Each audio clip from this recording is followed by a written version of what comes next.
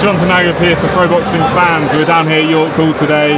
Successful MTK show, joined by the governor himself, Lee Eaton. Lee, what do you make of it? I thought it was a great show, really good show with a lot of 50-50 fights. Obviously, a few titles picked up along the line. Danny Dignam winning the WBO European with a great stoppage against Conrad Cummins. Liam Walsh winning the WBO European against Maxie Hughes in another good fight.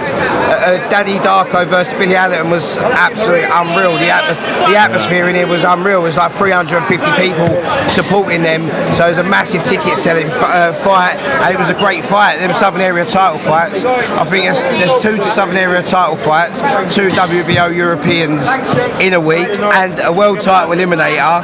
And Michael McKinton's just beat the WBO number 6. So a very, very successful week for MTK Global and our fighters. So I'm really pleased with the show. And Chantel Cameron as well, giving herself a possible WBC. Listen, it's not possible, it's getting ordered. The WBC have promised that they're going to order it next. Against Jessica McCaskill is like the next fight is Chantel Cameron. The mandatory's going in, so we will be pushing for that because we want that fight. We want. Well, listen, obviously there's no big thing about. We want Katie Taylor for Chantel Cameron, but Katie Taylor's got her own plans at the minute. So obviously we've got to force that. So what we've got to do is go in and beat Jessica McCaskill and get the WBC, WBA and Ring Magazine belt, and then we've got 3 belts that Katie wants. How big would that be? And then massive fight for the whole of the UK and Ireland. So that's what we want, and that's what hopefully we're going to obviously get onto the WBC and get that mandatory ordered, because that's what we want and that's what Chantel deserves. So it's a massive fight. And another huge figure in female boxing was ringside tonight, Claressa Shields. Yeah, Claressa Shields. What was that like having her ringside? Claressa Shields, yeah, it's great to meet her. She seems like a nice girl, a very talented fighter, the greatest woman of all time, she says. So, but I don't know about that. But yeah, she's a great fighter. Obviously, what she's achieved is unbelievable in boxing already. 2 Olympic golds and all them world titles. So it's good to have her ringside. Also, Josh Warrington, the IBF world champion, was ringside as well. So it was a good show. Had some good people here. It was good.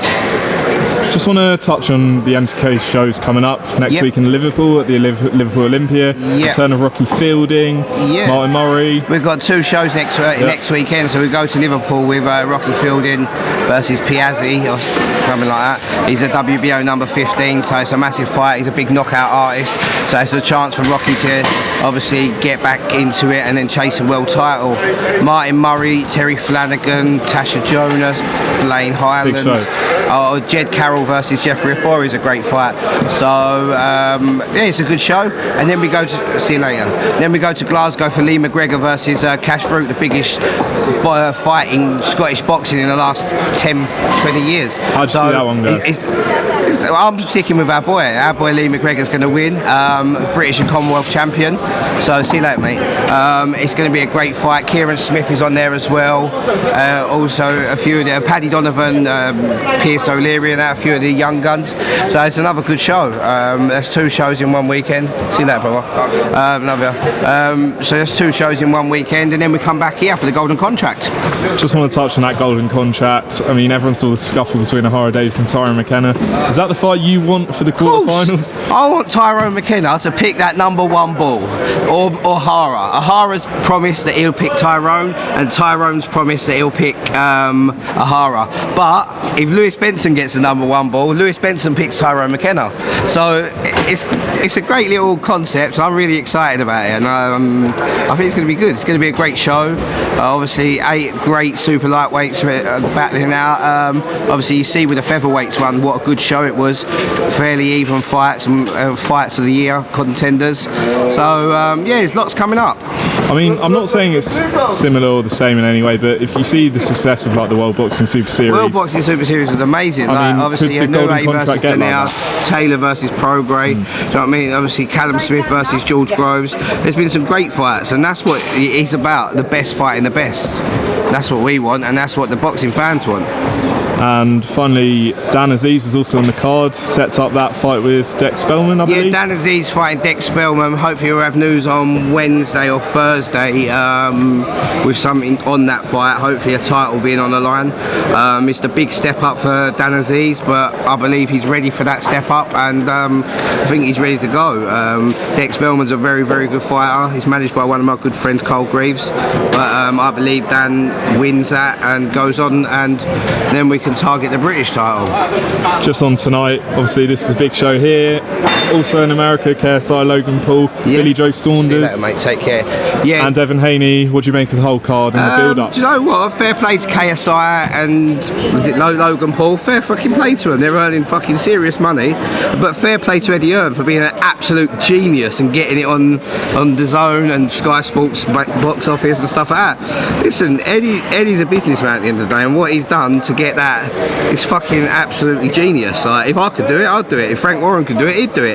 No matter, every promoter in the world would do it, because the amount of money that's going to produce. Will I watch it? No, I'm not staying up for that. No way. But Billy Joe Saunders, he's got a first defence for his WBO 168-pound title, and then hopefully he gets Canelo. He beats Canelo. 100% in my eyes. Billy Joe beats Canelo. People might think, see that, mate? People might think I'm talking absolute shit because he's my fighter. Not my fighter, but MTK's fighter. But it's not that. It is, I believe, he wins. So I'd love him to see fight Canelo. You mentioned Canelo. Does he make your top 3 pound for pound? If not, who does? Of course he does. How can you not? You got to go. You got to go with Canelo for pound for pound. What he's been doing. Sorry, mate. I'll be with you 2 seconds. He's obviously he's gone up 4 weights now. He's just beat. Obviously Kovalev was on his way out, but he's still gone and won the 175 title. So fair play to him. He's a great fighter, and he's learnt a lot from his loss with Mayweather. Slossie, who would join Canelo in that top 3 pound for pound for you? I think Inue's up there. I think Inue's definitely up there. Canelo, Terence Crawford, but I don't know. It's hard. There's that top. Sorry, some geezer just walked into the barriers. But no, it's a great for British, not British boxing, for world boxing. It's unbelievable. So it's a great time to be a fan. All right, Lee, appreciate your time. Thank you very much. And really we look appreciate forward to next week. Yeah, no worries.